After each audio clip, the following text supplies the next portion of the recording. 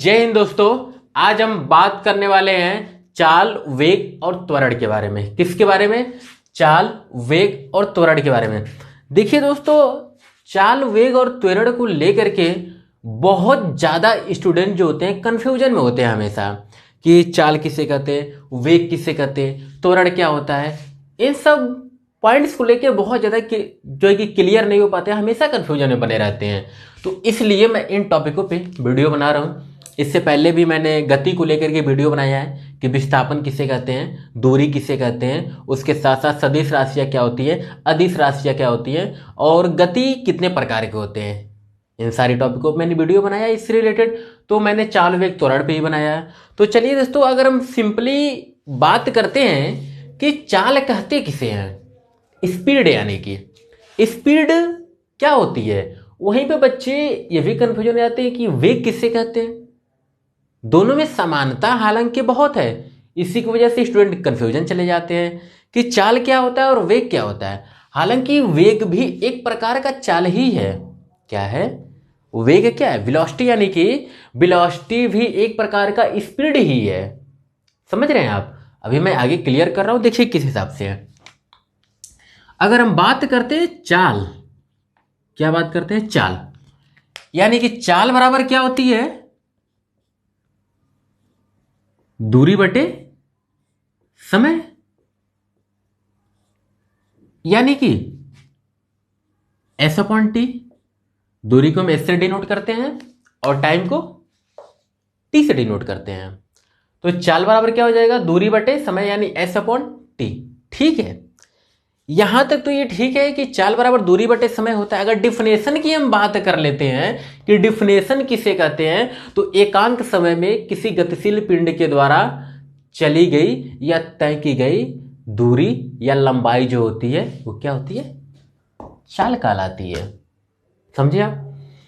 किसी गतिशील पिंड के द्वारा एकांक समय में चली गई कुल लंबाई या चली गई कुल दूरी क्या कहलाती है? चाल कहलाती है। दूरी के बारे में मैंने पिछले लेक्चर में बताया है कि दूरी क्या होता है और विस्थापन क्या होता है। तो आप देख सकते हैं, अगर कन्फ्यूजन हो रहा है आपको दूरी को लेकर के, तो आप देख सकते हैं। तो चाल क्या हो गया?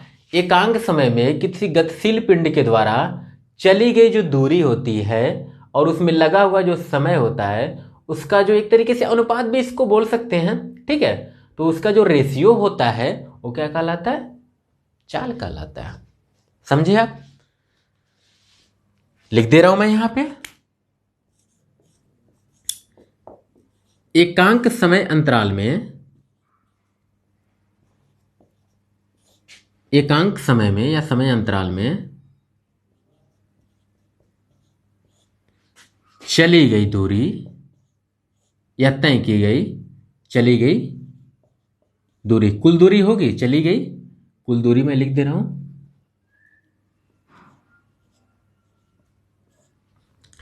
चली गई जो कुल दूरी होगी वो क्या कहलाएगी? चली गई कुल दूरी बराबर चाल। ठीक, यानी कि स्पीड। समझ पाए आप कि स्पीड किसे कहते हैं? चलिए, जैसे कि एक पॉइंट ए है और एक पॉइंट के है।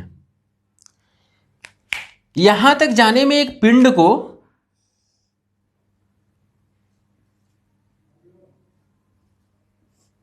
10 घंटे का समय लगता है। सेकंड ले लीजिए, कोई दिक्कत नहीं, 10 सेकंड लेके चलते हैं। 10 सेकंड लगता है। और ये जो दूरी है, जो दूरी है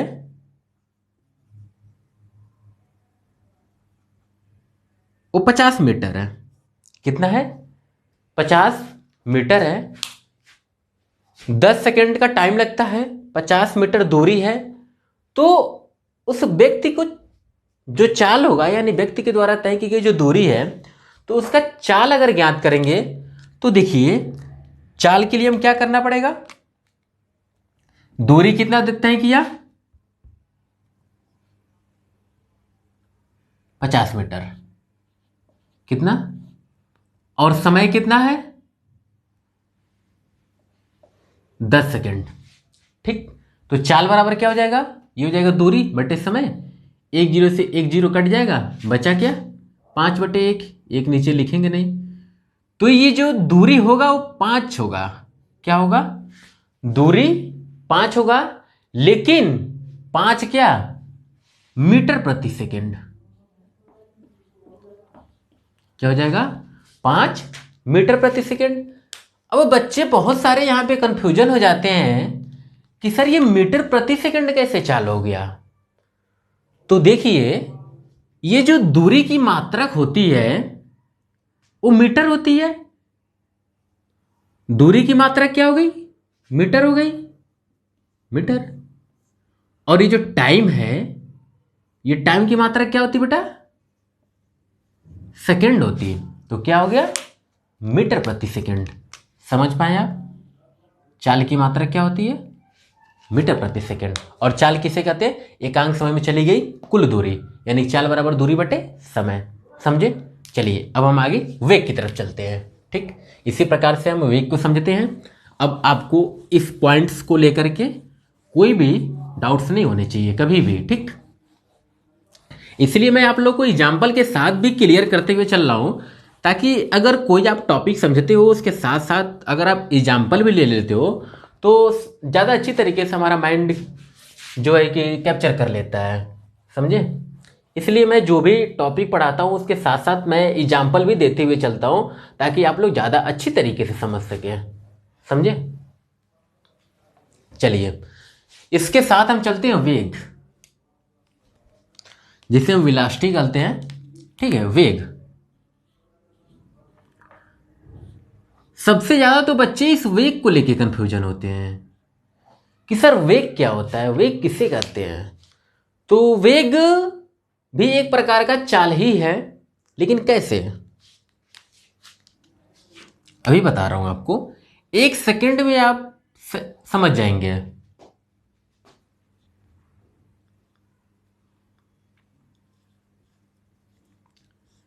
एक निश्चित दिशा में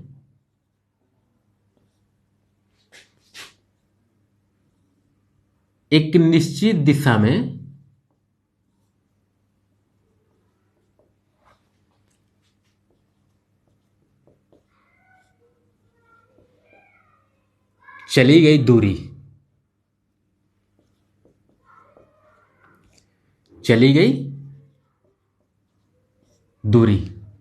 एक निश्चित दिशा में चली गई दूरी, यानी कि एकांक समय में ले सकते हैं।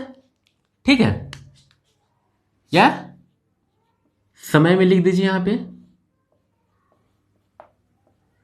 ठीक, एक निश्चित दिशा में चली गई दूरी समय के साथ, वो क्या कहलाएगी? वेग कहलाएगी। समझे आप? एग्जाम्पल ले लेते हैं, एग्जाम्पल ज़्यादा अच्छी तरीके से आप लोगों को समझ में आएगा। ठीक है, जैसे कि इसके साथ साथ हम ये भी बोल सकते हैं कि तय किया गया विस्थापन क्या हो जाएगा? तय किया गया विस्थापन। वेग बराबर हम लिखते हैं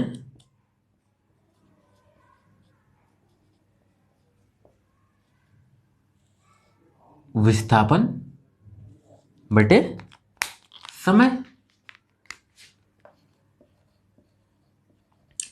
क्या लिखते हैं? तय किया गया विस्थापन बटे समय क्या कहलाएगा? वेग कहलाएगा। हालांकि वेग भी एक प्रकार का चाल ही है, लेकिन इस चाल के लिए एक डायरेक्शन होना चाहिए, एक दिशा होनी चाहिए, एक निश्चित दिशा होना चाहिए। हमारा चाल क्या हो रहा है? कहीं भी जा सकता है, आगे हो गया, पीछे हो गया, दाएं हो गया, बाएं हो गया, ऊपर हो गया, नीचे हो गया, कहीं पे भी। लेकिन जो वेग होता है इसके लिए एक निश्चित दिशा निर्धारण होता है। समझ पाए आप? एक निश्चित दिशा निर्धारण होता है, उसे हम क्या कहते हैं? वेग कहते हैं। क्या हो गया? वेग, यानी कि वेलोसिटी कहते हैं, यानी कि तय किया गया विस्थापन बटे समय बराबर क्या हो जाएगा? वेग। और जो हमारा विस्थापन है, ये भी एक सदिश राशि है। क्या है? सदिश राशि है। पिछले वीडियो में आप देख सकते हैं कि विस्थापन सदिश राशि कैसे हो रही है। ठीक है, तो अगर विस्थापन क्या है? दूरी का मात्रक है, यानी दूरी हो सकता है। विस्थापन भी तो एक तरीके का दूरी ही है। लेकिन एक निश्चित डायरेक्शन में होता है, इसलिए वो सदिश राशि है। और विस्थापन क्या हो जाएगा, दूरी है, तो इसे भी एस से डिनोट कर देंगे, ठीक। और टाइम हो गया टी हमारा, ठीक। तो ये क्या हो जाएगा, वेग, ठीक है। क्या हो गया, वेग। ये भी मीटर प्रति सेकंड ही होगा। क्या होगा, मीटर प्रति सेकंड ही होगा, लेकिन जो वेग होगा ये सदिश राशि होगा, यानी कि वेक्टर क्वांटिटी होगा, ठीक। मीटर प्रति सेकंड, लेकिन ये कैसी क्वांटिटी होगा, सदिश राशि होगा। समझे आप, यानी कि वेक्टर क्वांटिटी हो जाएगा। क्लियर हुआ। तो किसी पिंड के द्वारा एक निश्चित दिशा में तय किया गया जो विस्थापन होगा, तय किया गया विस्थापन, यहां पे दूरी की जगह पे आप सबसे अच्छा रहेगा तय की गई विस्थापन कर लीजिए। निश्चित दिशा में तय की गई विस्थापन क्या कहलाएगी,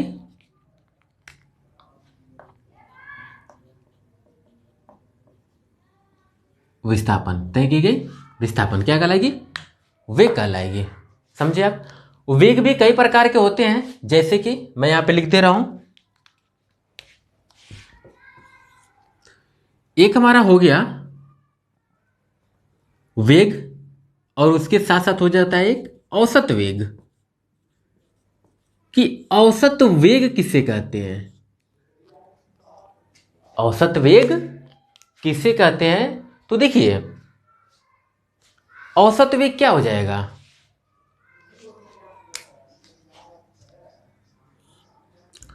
औसत, अगर यहां पे आपको औसत वेग निकालना है, यानी कि एवरेज वेलोसिटी,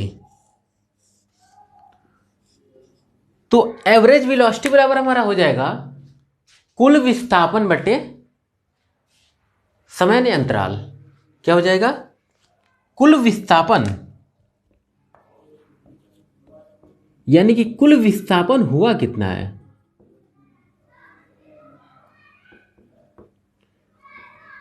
कुल विस्थापन बटे समय अंतराल, ये क्या कहलाएगा, एवरेज वेलोसिटी, कुल विस्थापन बटे समय अंतराल। अगर विस्थापन को हम एस ले लेते हैं और समय हमारा टी हो जाता है और वेलोसिटी हमारा वी हो जाता है, तो हमारे यहाँ पे एक और ये फार्मूला ऐसे भी लिख सकते हैं अंग्रेजी में, v is equal to s upon t हम पढ़ते हैं। क्या पढ़ते हैं, v is equal to s upon t. और वेग का मात्रक क्या होता है, मीटर प्रति सेकंड होता है। क्या होता है, मीटर प्रति सेकंड, क्योंकि विस्थापन क्या है, दूरी है, तो दूरी का मात्रक मीटर, और टाइम क्या है, सेकंड हो गया, यानी टाइम का मात्रक सेकंड। तो ये हो गया हमारा वेग। क्लियर हुआ। चलिए अब हम आपको लेके चलते हैं त्वरण के बारे में, कि त्वरण क्या होता है। त्वरण के बारे में हम देख लेते हैं यहाँ पे फटाफट। बच्चे त्वरण को भी लेके बहुत ज़्यादा कंफ्यूजन हो जाते हैं, और बहुत सारे बच्चे हो जाते हैं कंफ्यूजन। मैं अगर क्लास में भी पढ़ा रहा होता हूँ तो वहाँ पे बच्चे जो होते हैं कई छोटे छोटे पॉइंट्स को लेके ऐसे डाउट्स में चले जाते हैं, डाउट उनको रहता है, क्लियर नहीं कर पाते हैं, तो कन्फ्यूजन हो जाता है उनको। और त्वरण से भी रिलेटेड कई सारे बच्चे कन्फ्यूजन हुए हैं। अभी तक मैंने कई सारे ऐसे बच्चों को देखा है जो हालांकि कई जो है कि कंडीशन में त्वरण को लेके बहुत ज़्यादा कन्फ्यूजन हो जाते हैं। ठीक है, तो मैं आप लोगों को त्वरण के बारे में बता रहा हूँ। बिल्कुल बेसिक रूप से मैं आप लोगों को क्लियर करूँगा कि त्वरण क्या होता है, और इसके साथ साथ धनात्मक त्वरण क्या होता है और ऋणात्मक त्वरण क्या होता है। ठीक है, देखिए यहाँ पे जब हम बात करते हैं त्वरण, ये एक्सेलरेशन होता है, अंग्रेजी में बोलते हैं। स्पीड हो गया, वेलोसिटी हो गया, एक्सेलरेशन हो गया। ठीक, देखिए तो यहाँ पे एक सिंपल सा डेफिनेशन है, वेग परिवर्तन की दर क्या होती है, वेग परिवर्तन की दर, यानी कि किसी वेग से चल रही है और उसके वेग में परिवर्तन हो जा रहा है। क्या हो रहा है? परिवर्तन हो जा रहा है, यानी कि बढ़ जा रहा है या फिर वेग घट जा रहा है, तो क्या कहलाएगा? त्वरण कहलाएगा। जैसे कि हम बाइक चला रहे होते हैं और क्या करते हैं, जब ब्रेकर आता है, रोड पे चलते हैं, जब ब्रेकर आता है तो हम अपने गाड़ी की स्पीड को स्लो करते हैं। क्या करते हैं? स्पीड को स्लो करते हैं, यानी कि ब्रेक लगाते हैं, तो क्या होगा? वेग में कमी होगी। और जब हाईवे वगैरह पे चलते हैं या जब रोड बिल्कुल एकदम खाली रहती है, सुनसान रहता है, तो हम क्या करते हैं? अपने बाइक की स्पीड को बढ़ा लेते हैं, यानी एक्सीलेटर ज़्यादा ले लेते हैं। ठीक, तो उस समय क्या होगा? वेग की वृद्धि होगी। यानी कि इन दोनों कंडीशन में क्या हो रहा है? वेग का परिवर्तन हो रहा है।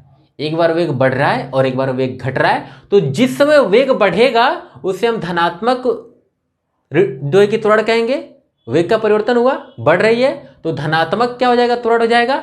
और जब वेग की कमी होगी, यानी कि जब ब्रेकर आएगा, ब्रेक लगाएंगे, तो वेग में कमी होगी, तो इसको हम ऋणात्मक त्वरण कहेंगे।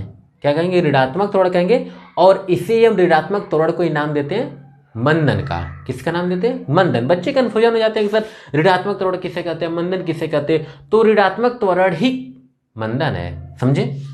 ठीक, यानी कि त्वरण की बात करें तो यहां पे हम सिंपल सा लिख सकते हैं, वेग परिवर्तन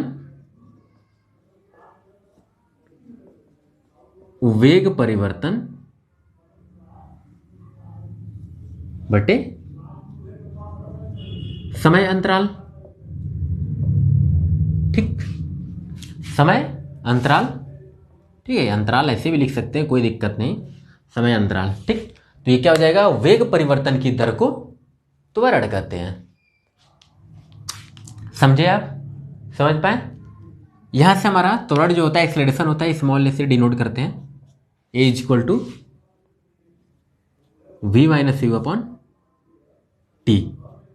डेल्टा टी कर लीजिएगा, कोई दिक्कत नहीं। ठीक है, टी ही रहने दीजिए, कोई प्रॉब्लम नहीं है। तो क्या हो जाएगा?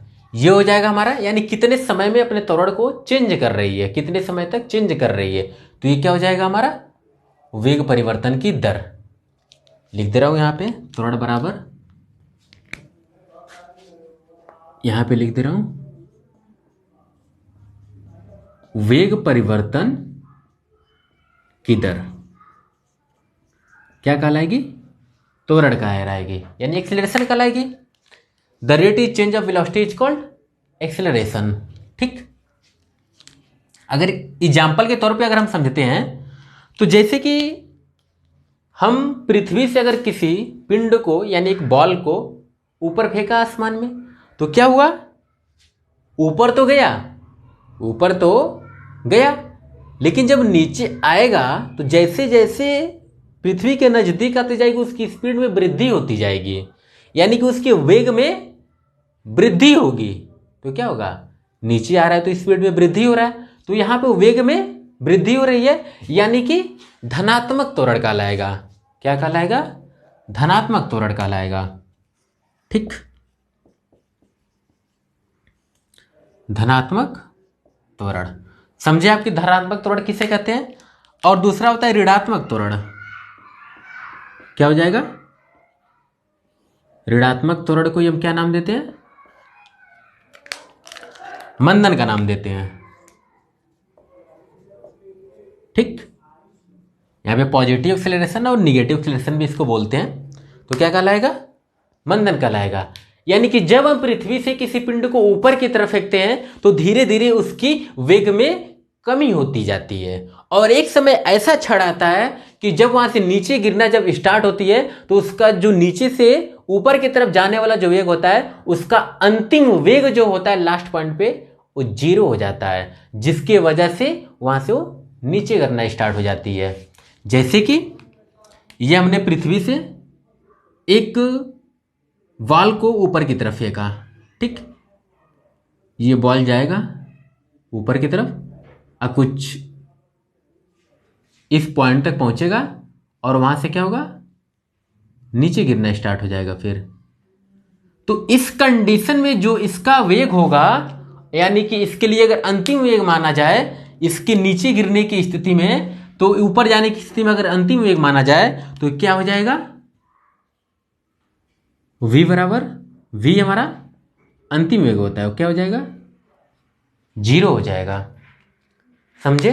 और री हमारा क्या होता है, प्रारंभिक वेग होता है। क्लियर हो गया? इसके मैं एग्जाम्पल भी एक समझा दे रहा हूं आप लोगों को एग्जाम्पल के साथ, ताकि आप लोग क्लियर समझ में आ जाए। ठीक है, चलिए इसको मैं रफ करता हूं, एक एग्जाम्पल लेके समझाता हूं। ठीक, ये धनात्मक और ऋणात्मक आप समझ गए कि धनात्मक वेग कब त्वरण किसे कहेंगे और ऋणात्मक त्वरण किसे कहेंगे। ठीक, अब देखिए मैं एक एग्जाम्पल लेता हूं और आप लोगों को अभी समझाता हूं, अभी तुरंत क्लियर हो जाएगा। देखिए एक आप ही के एग्जाम्पल ले लेता हूं। आप बाइक चालू करते हो, आप बाइक चालू करते हो और बाइक चालू करने के बाद आप एक बाइक ही तो 80 की स्पीड में चले नहीं जाएंगे, एक बाइक ही तो 80 की स्पीड में नहीं जाएंगे, आप धीरे धीरे ही तो स्पीड पकड़ेंगे। 50 की स्पीड में जाएंगे तो चालू करते ही क्या बाइक 50 की स्पीड में भागने लगेगी? नहीं, धीरे धीरे स्पीड पकड़ेगी।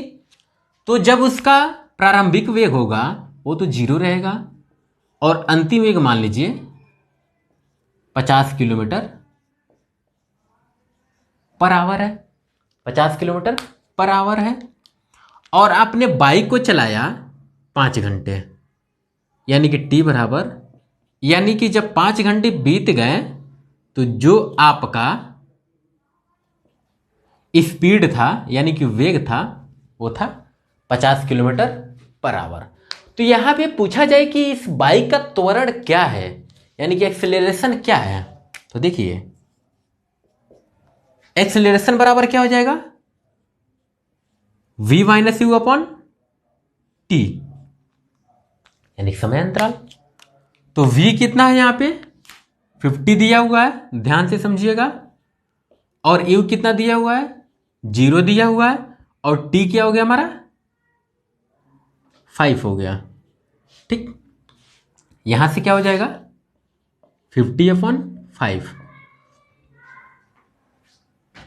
50/5, समझे आप? 5 एकम 5, 5 दामे 50, समझे आप? 5 दामे 50। हालांकि अगर इसको हम मीटर प्रति सेकेंड में करना चाहें, मीटर प्रति सेकेंड में करना चाहें तो क्या हो जाएगा यहां पे, ये 50 इंटू किलोमीटर में, मीटर में चेंज करेंगे तो क्या हो जाएगा 1000 से मल्टीप्लाई कर देंगे 1000, और टाइम दिया हुआ 5, तो इसको सेकेंड में चेंज करने के लिए 360 100 से मल्टीप्लाई कर देंगे। 2 0 से 2 0 कैंसिल हो गया। ठीक है, यहां पे 5 एकम 5, 5 दूना 10, ठीक है, और 2 एकम 2, 18 दूना 36, और क्या यहां पे कट सकता है, यहां पे अगर हम काटते हैं 9 दूना 18 और 25 दूना 50। क्लियर? तो क्या बचा 25/9, क्या मीटर प्रति सेकेंड स्क्वायर क्या होगा, त्वरण होगा। यानी कि उस बाइक का जो त्वरण होगा वो 25/9 मीटर प्रति सेकेंड स्क्वायर हो जाएगा। अब यहां पे स्क्वायर क्यों हो रहा है इसका मात्रक त्वरण का, ये भी देख लीजिए आप। ठीक है, त्वरण का मात्रक स्क्वायर क्यों हो रहा है ये देखना आपको समझना बहुत जरूरी है। ठीक है, सबसे पहले ये जो हमारा वेग है, तो वेग का मात्रक होता क्या है, वेग का मात्रक तो मीटर प्रति सेकेंड होता है, और यहां पे टाइम नीचे v minus you, v minus you क्या हो जाएगा, ये तो वेग ही है, तो वेग ऊपर क्या हो जाएगा मीटर प्रति सेकेंड, यानी कि ये एक बचा, अगर सिर्फ ये 50 बच रहा है तो ये वेग है और ये टाइम है। तो वेग का मात्रक मीटर प्रति सेकेंड और टाइम का मात्रक यहाँ पे सेकेंड। अब ये डिवाइड में तो ये नीचे चला आएगा, तो ये क्या हो जाएगा, मीटर बटे सेकेंड इंटू सेकेंड। तो सेकेंड इंटू सेकेंड क्या हो जाएगा बताइए, मीटर प्रति सेकेंड स्क्वायर। यही हो गया त्वरण का मात्रक, मीटर प्रति सेकेंड स्क्वायर। समझे आप, क्या मात्रक हो गया, मीटर प्रति सेकेंड स्क्वायर। वेग का मात्रक मीटर प्रति सेकेंड और दूरी का मात्रक क्या हो जाएगा, सिर्फ मीटर हो जाएगा और टाइम का मात्रक सेकेंड हो जाएगा। क्लियर हो गया, समझ पाया। तो मुझे उम्मीद है कि दोस्तों आज को आप लोग वीडियो अच्छा लगा होगा और सारे कन्फ्यूजन आप लोगों के दूर हुए होंगे। तो चलिए दोस्तों, आज के लिए बस इतना ही रखने देते हैं। और हाँ दोस्तों, हमारे चैनल को जरूर सब्सक्राइब कर लीजिएगा, ताकि जब भी मैं वीडियो अपलोड करूं सबसे पहले नोटिफिकेशन आपके पास जाए। तो चलिए दोस्तों, आज के लिए हम बस इतना ही रहने देते हैं। आप लोगों से सिर्फ एक ही निवेदन है कि आप वीडियो को सिर्फ ज़्यादा से ज़्यादा शेयर कीजिए और ज़्यादा से ज़्यादा भाई बंधुओं तक पहुँचाइए। तो चलिए दोस्तों, हम अपने वीडियो को एंड करते हैं। Thanks for watching this video. Thank you so much. जय हिंद, जय भारत।